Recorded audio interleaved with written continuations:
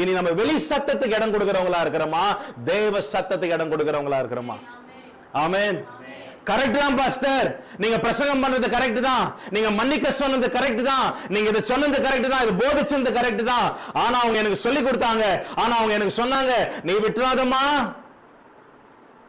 நீ நீ பேசுறாத, நீ விட்டு கொடுத்துறாத, நீ இறங்கி போயிடாத, உன் தலைமையில உட்கார்ந்துருவாங்க அவங்க சொன்னாங்க பாஸ்டர், அதனால தான் நான் அப்படி நடந்துக்கிறேன். நிறைய நேரங்கள்ல வெளி சத்தத்துக்கு இடம் கொடுக்கிறவங்களா இருக்கிறோம். தேவப்பிள்ளைகளை, தேவனுடைய மந்தைகள் வெளி சத்தத்துக்கு இடம் கொடுக்காது. அந்நிய சத்தம் ஆடுகளுக்கு புரியாது, உனக்கு புரியக்கூடாது, அது வேண்டாம்.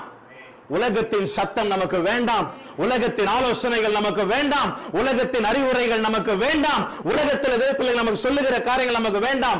தேவப்பிள்ளைகளை, இந்த சீசன்ல தேவன் நமக்கு ஞாபகப்படுத்துகிற காரியம், இங்க போதிக்கப்படுகிற காரியங்களை, நீ வசனத்தை வாசிக்கும் போது கர்த்தர் உன்னோடு கூட பேசுகிற காரியங்களுக்கு கர்த்தர் அவருடைய வார்த்தை நிமித்தமாய் உன்னை வழிநடத்த விரும்புகிறார்.